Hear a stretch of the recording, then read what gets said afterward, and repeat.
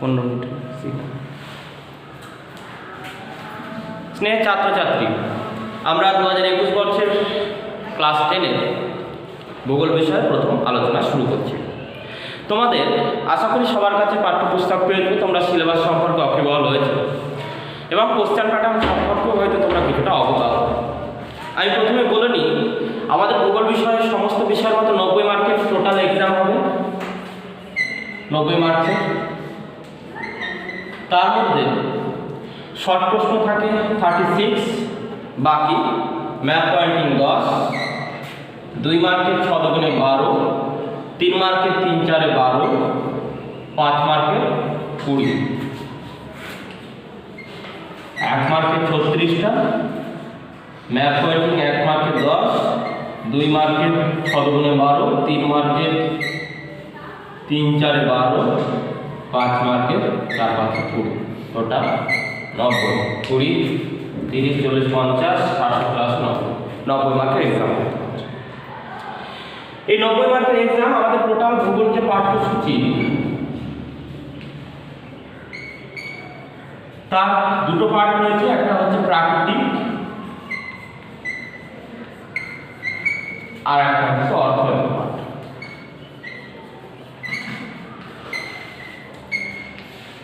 প্রাকৃতিক পার্টের মধ্যে আমাদের রয়েছে বহির্জাত প্রক্রিয়া,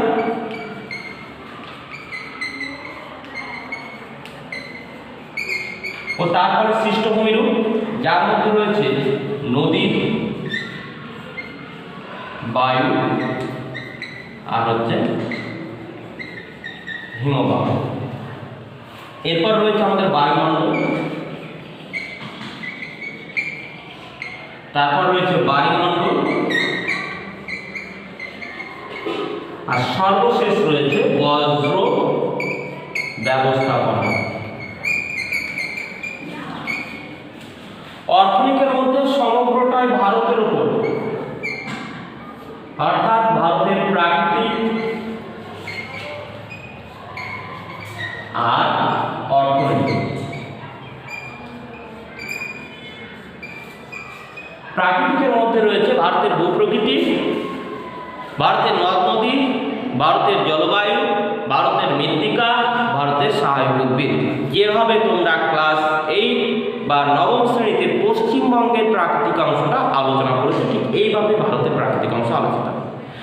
অর্থনৈতিক অংশের মধ্যে রয়েছে পশ্চিমবঙ্গের অর্থনীতি যেমন ছিল কৃষি শিল্প, এক্ষেত্রেও ভারতের অর্থনীতি রয়েছে কৃষি শিল্প, তার সঙ্গে যোগাযোগ, পরিবহন এবং জনবসতি। সর্বশেষ একটি অধ্যায় প্র্যাকটিক্যাল অন্তর্গত রয়েছে, সেটা হচ্ছে ভূবৈচিত্র্য সূচক মানচিত্র আর ও উপগ্রহ চিত্র। ক্লাস 9-এ তোমাদের শেষ অধ্যায় মানচিত্র স্কেল ছিল, সেখানে বিভিন্ন ধরনের মানচিত্র সম্পর্কে তোমরা অবগত হয়েছে। তার মধ্যে একটি মানচিত্র ভূবৈচিত্র্য সূচক মানচিত্র এবং আরো একটি মানচিত্র উপগ্রহ চিত্র, যেটা বলা হয় স্যাটেলাইট ইমেজ। এই বিষয়বস্তু তোমাদের 9ম শ্রেণীতে টোটাল 90 মার্কস এই প্রশ্ন প্যাটার্ন অনুসারে ডিভাইডেশন হবে। এখানে যে 5 মার্কের প্রশ্ন দেখছো 4টে, তার মধ্যে দুটো এই অংশ থেকে, দুটো এই অংশ থেকে হবে। এইগুলো আমাদের ক্লাস 10-এর পাঠ্যসূচি এবং কোশ্চেন প্যাটার্ন। এবার আমরা আলোচনা শুরু করব। আমরা দেখতে পাচ্ছি আমাদের প্রথমেই রয়েছে বহির্জাত প্রক্রিয়া এবং তারপরে সৃষ্টভূমি রূপ। আমরা আগে যে সমস্ত ক্লাস করে এসেছি সেখানে আমরা অন্তর্জাত প্রক্রিয়া সম্পর্কে অবগত হয়েছি। পৃথিবীর ভেতরে যে সমস্ত শক্তি কাজ করে, যেমন অগ্নুৎপাত, ভূমিকম্প, এগুলো বলে অন্তর্জাত শক্তি, যেভাবে কাজ করে অন্তর্জাত প্রক্রিয়া। আর পৃথিবীর এই বাইরের পৃষ্ঠে যে সমস্ত শক্তি কাজ করে তাদের বলা হয় বহির্জাত শক্তি, যেভাবে কাজ করে সেটা হচ্ছে বহির্জাত প্রক্রিয়া। এই বহির্জাত প্রক্রিয়ার মধ্যে নদী, বায়ু আর হিমবাহ তিনটা আমাদের আলোচ্য বিষয়। এই বহির্জাত প্রক্রিয়া যে সমস্ত কাজ করে, কি কাজ করে? ক্ষয় করে, বহন করে আর সঞ্চয় করে। অর্থাৎ বহির্জাত শক্তি কি নাম বললাম? নদী, বায়ু ইত্যাদি, এগুলো হচ্ছে বহির্জাত শক্তি। ওরা কোথায় কাজ করে? পৃথিবীর বাইরে। এরা যেভাবে কাজ করে সেটা হচ্ছে প্রক্রিয়া। কি করে? ক্ষয় করে, বহন করে, সঞ্চয় করে। তো বহির্জাত শক্তি যদি আমি নদী ধরি, নদী যখন ভূপৃষ্ঠের উপর ক্ষয় করবে, ক্ষয় করা মানে কি? উচ্চতা হ্রাস পাওয়া না বৃদ্ধি পাওয়া? হ্রাস পাওয়া। এই বহির্জাত শক্তির দ্বারা ভূপৃষ্ঠের উচ্চতা হ্রাস পাওয়াকে বলা হয় অবরোহণ। আর এই যে ক্ষয়জাত পদার্থগুলো তখন কি করবে? নিচে সঞ্চিত হবে, সঞ্চিত হতে হতে উচ্চতা বৃদ্ধি পাওয়াটাকে বলা হয় আরোহণ। তাহলে দুটো শব্দ, একটা পেলাম অবরোহণ, একটা পেলাম আরোহণ। বহির্জাত শক্তির দ্বারা উচ্চতা হ্রাস, বহির্জাত শক্তির দ্বারা উচ্চতা বৃদ্ধি। এই উচ্চতা হ্রাস এবং বৃদ্ধির ফলে একটি সামঞ্জস্য ঢালের সৃষ্টি হয়। কেমন ঢাল? সুসামঞ্জস্য ঢাল। একটা স্মুথ মসৃণ একটা ঢালের সৃষ্টি হয়। তারপরে ক্ষয় আর সঞ্চয়, এটাকে বলা হয় পর্যায়। কি বলা হয়? পর্যায়। তোমার এটা হতে পারত, এটা উচ্চতা হ্রাস পেয়ে এরকম হচ্ছে, এখানে উচ্চতা বৃদ্ধি পেয়ে এরকম হচ্ছে। তাহলে এই ঢালটা কি হলো? এরকম নিচু হচ্ছে, এরকম উঁচু হচ্ছে। এটা অ্যাকচুয়ালি হয় এখানে সঞ্চয় হয়েছে, এখানেও কিছু সঞ্চয় হয়েছে, একটা স্মুথ ঢাল, মসৃণ ঢালের সৃষ্টি। এই ঢালটা সৃষ্টি হতে কাটবে ক্ষয় আর সঞ্চয়। তাহলে ক্ষয় এবং সঞ্চয় বা আরোহণ এবং অবরোহণের ফলে যে ভারসাম্যযুক্ত ঢালের সৃষ্টি হওয়ার প্রক্রিয়াকে বলা হয় পর্যায়। তাহলে বহির্জাত শক্তির মধ্যে আমরা প্রক্রিয়ার মধ্যে পেলাম আরোহণ, অবরোহণ আর পর্যায়। এবার আমরা সরাসরি সৃষ্ট ভূমির উপর চলে যাব। কে? নদী। আমাদের প্রথমে নদীর আলোচনা রয়েছে। নদী কাকে বলে? এখন জিজ্ঞাসা করার অবকাশ হলো, উত্তর দেওয়ার লোক। নদী কাকে বলে? কোন উচ্চভূমি থেকে স্বাভাবিক জলধারা ভূমির ঢাল অনুসারে খাতের মধ্যে দিয়ে যদি কোনো নিম্নভূমিতে পতিত হয় তাকে বলা হয় নদী। কোন উচ্চভূমি থেকে একটা স্বাভাবিক জলধারা ভূমির ঢাল অনুসারে মাধ্যাকর্ষণের টানে একটা চ্যানেল বা খাতের মধ্য দিয়ে কোনো নিম্নভূমি, সেটা সাগর হতে পারে, মহাসাগর হতে পারে, কোনো হ্রদ হতে পারে, সেখানে যদি পতিত হয় তাকে বলা হয় নদী। নদী যেখানে শুরু হয় তাকে বলা হয় উৎস, যেখানে মেশে সেটাকে বলা হয় মোহনা। তোমাদের রয়েছে নদী অববাহিকা। কাকে বলতে হবে? নদী অববাহিকা কি? কোনো একটা নদী, প্রধান নদী, তার সঙ্গে যদি আরো ছোট ছোট নদী মেশে সেগুলোকে বলা হয় উপনদী। কি বলা হয়? উপনদী। আবার যদি কোনো নদী বেরিয়ে যায় সেটাকে বলা হয় কি? শাখা নদী।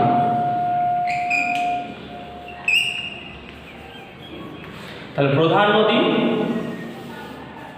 বিভিন্ন উপনদী আর শাখা নদী কি করে? কাজ করে। কি কাজ? ক্ষয়, বহন আর সঞ্চয়। তাহলে প্রধান নদী, উপনদী এবং শাখা নদী যতটা স্থান জুড়ে তার কার্য সম্পন্ন করে, অর্থাৎ ক্ষয়, বহন, সঞ্চয়, তাকে বলা হয় নদী অববাহিকা। এরপর রয়েছে ধারণ অববাহিকা।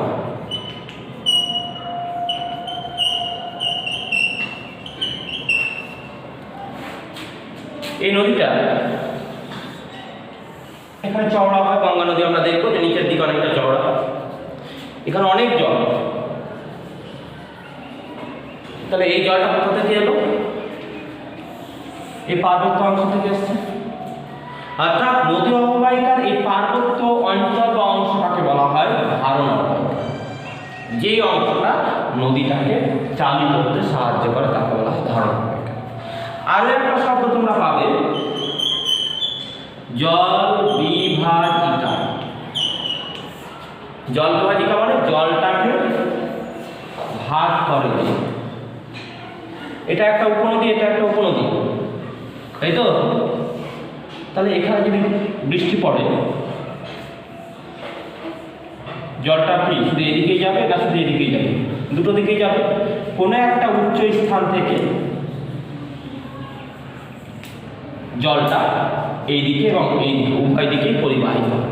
তাহলে যে উচ্চভূমি দ্বারা জল বিভাজিত হয়ে দুটি নদীতেই পতিত হয় তাকে বলা হয় জল বিভাজিকা।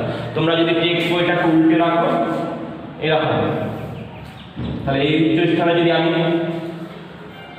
জল ঢালি তাহলে উচ্চ স্থান থেকে জলটা এদিকে জল এইদিকে, তাহলে এই স্থানটা হচ্ছে জল বিভাজিকা।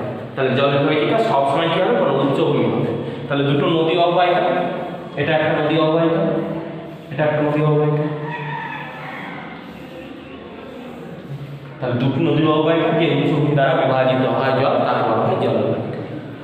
তাহলে আমরা নদী কাকে বলে, ধারণ অববাহিকা, জল বিভাজিকা, নদী অববাহিকা জানলাম। এবার আমরা জানবো নদীর কাজ।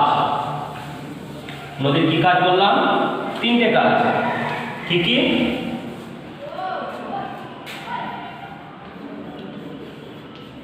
নদীর কাজ কটা? তিনটে। একটা হচ্ছে ক্ষয়, আর কি বহন, আর সঞ্চয়। নদীর তিনটে কাজ। তো নদী ক্ষয়টা করে কিভাবে? কোনটা একটা পদ্ধতিতে ক্ষয় করবে। আমাকে যদি বলা হয় ক্রিকেট খেলবে, আমি ক্রিকেট তো কোনো হাত দিয়ে ব্যাট ধরি, পা দিয়ে ব্যাট ধরি, গায়ে মারি, যাতে পারি, কোনো পদ্ধতিতে বলটাকে মারবো। তাহলে নদী ক্ষয় করে কোন পদ্ধতিতে? নদী ক্ষয় করে চারটে পদ্ধতি। একটা হচ্ছে অবঘর্ষণ, একটা হচ্ছে ঘর্ষণ, একটা হচ্ছে জল প্রবাহ, আর একটা হচ্ছে দ্রবণ। এই চারটে পদ্ধতি নদী ক্ষয় করে। এখন কথা হলো চারটে পদ্ধতি কি বা কোনগুলো? নদীর সঙ্গে যে সমস্ত পদার্থ থাকে নদীর জলে, বালি, নুড়ি, কাপড়, সেইগুলো যদি নদীর উপত্যকার সঙ্গে ঘর্ষণ করে সেটাকে বলা হয় অবঘর্ষণ। ঘর্ষণ, নদীতে যে পদার্থগুলো রয়েছে নুড়ি, কাপড়, বালি, তারা নিজেদের মধ্যে যদি ঠোকাঠুকি করে সেটা হচ্ছে ঘর্ষণ। নদীর যে জলটা ফ্লো হচ্ছে খাতের মধ্যে দিয়ে, এই জলটা প্রবাহিত যখন হচ্ছে কি করছে, প্রবাহ দিয়ে ধাক্কা হচ্ছে, তারপরে ক্ষয় হচ্ছে, সেটা হচ্ছে জল প্রবাহ ক্ষয়। দ্রবণ হচ্ছে এখানে আমি বালি মাটি এই লবণ রেখে দিই, সেটা লবণ রেখে দেয়, তাহলে কি হবে, এই জলের সঙ্গে এটা গুলে গিয়ে ক্ষয় হবে, তাহলে সেটা হচ্ছে দ্রবণ। তাহলে নদী এই চারটে পদ্ধতিতে সাধারণত ক্ষয় করে থাকে। এবার নদীর এই ক্ষয় কাজের ফলে কি ভূমিরূপের সৃষ্টি হয়, অর্থাৎ সৃষ্ট ভূমিরূপ।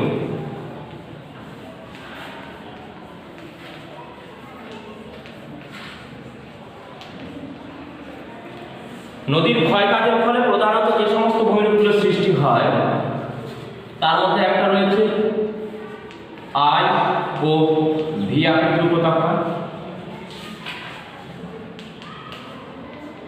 গিরিখাত ও ক্যানিয়ন,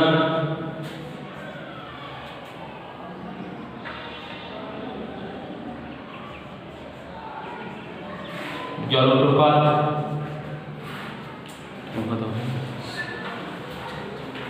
যাই হোক আমরা আজকে দুটো ভূমিরূপ জানবো, বাকি পরের দিন বলবো। তো আই ও ভি আকৃতির উপত্যকা, নদী যখন পার্বত্য অঞ্চলে প্রবাহিত হয় তখন ক্ষয় করার ফলে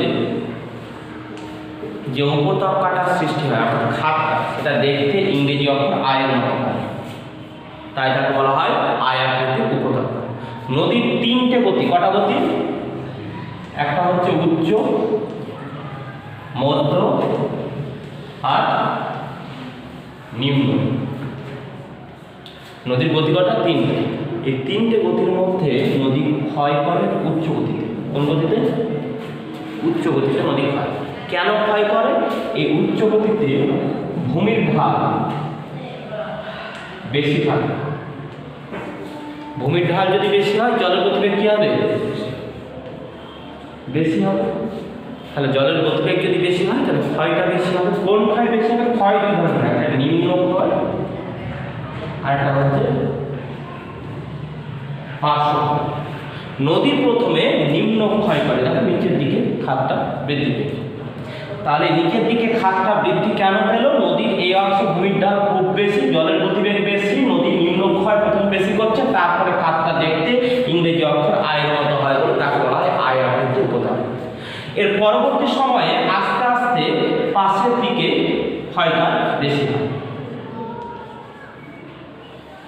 পাশের দিকে ক্ষয় করতে থাকে, তারপরে উপত্যকাটা দেখতে তখন ভিয়ের মতো। কোন ভি? ইংরেজি ভি অক্ষর, তাই বলা হয় কি ভি আকৃতির উপত্যকা। তাহলে পার্বত্য অংশে অর্থাৎ উচ্চ প্রবাহে নদী প্রথমে নিম্ন ক্ষয় করে, তার ফলে খাতটি দেখতে আমার আয় অক্ষরের মতো হয়, তাই তাকে আমরা বলি আয় আকৃতির উপত্যকা। পার্বত্য অঞ্চল ছেড়ে নদী যখন কিছুটা এগিয়ে যায় তখন পার্শ্বক্ষয়টা বাড়ে, পার্শ্বক্ষয় বাড়ার ফলে নদী উপত্যকা কি হয়? প্রশস্ত হয় এবং সেটা দেখতে ইংরেজি ভি অক্ষরের মতো হয়, একে বলি আমরা ভি আকৃতির উপত্যকা। আমরা এটা গঙ্গা বলো, তিস্তা বলো, তোরসা বলো, যেখানে সৃষ্টি হয়েছে সেখানে আমরা পার্বত্য অঞ্চলে এই আয় আকৃতির উপত্যকা দেখবো প্রথম অবস্থায়, তার পরবর্তী ক্ষেত্রে আমরা কিছুটা এগিয়ে এলে দেখবো একটা প্রশস্ত ভি আকৃতির উপত্যকা। এরপর হচ্ছে গিরিখাত আর ক্যানিয়ন। তো গিরিখাত এই আয় আকৃতির উপত্যকা এবং ভি আকৃতির উপত্যকা, দেখো এটা হচ্ছে বেশ গভীর, এটা তুলনামূলক কম গভীর। এটা দেখো বেশ প্রশস্ত, তুলনামূলক এটা হচ্ছে কম প্রশস্ত, তাই না? তাহলে সংকীর্ণ এটা হচ্ছে প্রশস্ত, এটা কম গভীর মানে অগভীর, এটা হচ্ছে বেশি গভীর। তো নদী উপত্যকাগুলোর মধ্যে যেটি বেশ প্রশস্ত এবং কম গভীর বা অগভীর নদী উপত্যকাকে বলা হয় গিরিখাত। তাহলে গিরিখাতগুলো কেমন হয়? প্রশস্ত হয়, অত গভীর হয় না। কিন্তু ক্যানিয়ন বেশ গভীর এবং সংকীর্ণ হলে তাকে বলা হয় ক্যানিয়ন। অর্থাৎ গিরিখাতটাই যদি ক্ষয়ের ফলে শুধুমাত্র এইটুকু জল আছে, নদীতে এইটুকু জল, শুষ্ক অঞ্চলে, এটা আর্দ্র অঞ্চলে দেখা যায়। কোন অঞ্চলে? আর্দ্র অঞ্চল। আর্দ্র অঞ্চল মানে নিরক্ষীয় অঞ্চল, যেখানে বৃষ্টিপাত হয় সেটা আর্দ্র অঞ্চল। ক্রান্তীয় মৌসুমী যেটা আমরা যেখানে বসবাস সেটা আর্দ্র অঞ্চল। কিন্তু টুন্ড্রা অঞ্চল শুষ্ক অঞ্চলের মধ্যে পড়ছে। মরু অঞ্চল শুষ্ক অঞ্চলে, মরু অঞ্চলে বৃষ্টিপাত হয় না। তাহলে বৃষ্টিপাত যদি না হয় নদীতে জল কিন্তু কম থাকবে। এই জলটা কোথায় ক্ষয় করবে? এখানে করবে না এখানে করবে? এখানে ক্ষয় করবে। তাহলে এটা কি আস্তে আস্তে গভীর হবে, আরো নিচের দিকে নামবে। তাহলে শুষ্ক অঞ্চলে ক্যানিয়ন দেখা যায় এবং জল কম থাকে বলে নদীর তলের দিকে বেশি গভীর হয়। কথা হলো ইংরেজি আয় অক্ষরের ন্যায় উপত্যকাকে বলা হয় আয় আকৃতির উপত্যকা, ভি অক্ষরের ন্যায় বলা হয় ভি আকৃতির উপত্যকা। আর্দ্র অঞ্চলে নদী বেশ প্রশস্ত এবং অগভীর হয়, সেই প্রশস্ত অগভীর উপত্যকাকে বলা হয় গিরিখাত। শুষ্ক অঞ্চলে সৃষ্ট সংকীর্ণ এবং গভীর নদী উপত্যকাকে বলা হয় ক্যানিয়ন। তাহলে ক্যানিয়ন কোন অঞ্চলে দেখা যায়? শুষ্ক অঞ্চলে। গিরিখাত আর্দ্র অঞ্চলে। গিরিখাত দেখতে কার মতো? ভিয়ের মতো। ক্যানিয়ন দেখতে কার মতো? আয়ের মতো। আমাদের পৃথিবী বলতে ভারতের গভীরতম গিরিখাতের নাম হচ্ছে নেপালের কালিগঞ্জ। আর ক্যানিয়ন, পৃথিবীর দীর্ঘতম ক্যানিয়ন হচ্ছে কলোরাডো নদীর গ্র্যান্ড ক্যানিয়ন। এটা হচ্ছে ক্যানিয়নের উদাহরণ। গিরিখাতের পৃথিবীর আরেকটি গিরিখাত রয়েছে পেরুর এল ক্যানন দা কলকা, সেটাও একটি গিরিখাতের উদাহরণ। তাহলে আজকের আলোচনায় তোমরা যেটা তোমাদের পাঠ্য বইয়ে বহির্জাত প্রক্রিয়া বলতে কি বোঝো? বহির্জাত প্রক্রিয়াগুলির নাম পর্যায়ন কি, আরোহণ কি, অবরোহণ কি? নদী অববাহিকা, নদী ধারণ অববাহিকা, জল বিভাজিকা, নদীর গতিপথ। নদী গতিপথ কটা? তিনটে, উচ্চ, মধ্য আর নিম্ন। উচ্চ মানে পার্বত্য প্রবাহ, মধ্য মানে হচ্ছে সমভূমি প্রবাহ, আর নিম্ন মানে হচ্ছে বদ্বীপ প্রবাহ। যে নদীতে এই তিনটে গতি লক্ষ্য করা যাবে তাকে বলা হবে কি? আদর্শ নদী। গঙ্গা হচ্ছে একটি আদর্শ নদীর উদাহরণ। নদীর কাজ তিনটে: ক্ষয়, বহন আর সঞ্চয়। ক্ষয় করে কোন প্রক্রিয়ায়? ঘর্ষণ, অবঘর্ষণ, জল প্রবাহ আর হচ্ছে দ্রবণ প্রক্রিয়া। ক্ষয়ের ফলে যে ভূমিরূপগুলো সৃষ্টি হয় সেগুলো আমাদের পাঠ্যসূচিতে প্রথমটা আছে আমাদের উপত্যকা, আয় প্রক্রিয়া। তারপর রয়েছে আমাদের গিরিখাত ক্যানিয়ন, আমরা বাকি গ্রুপগুলো পরের ক্লাসে করবো, কারণ আমাদের ভিডিও লেন্থ দিয়ে গেলে সমস্যা হবে, পরের ক্লাসে আলোচনা হবে, এটা পড়বে। যদি কোনো সমস্যা হয় তাহলে তোমাদের তথাকথিত যে গ্রুপ খোলা রয়েছে হোয়াটসঅ্যাপ গ্রুপে জানাবে, সেটা নিয়ে পরবর্তী ক্লাসে ডিসকাস করা হবে। Thank you.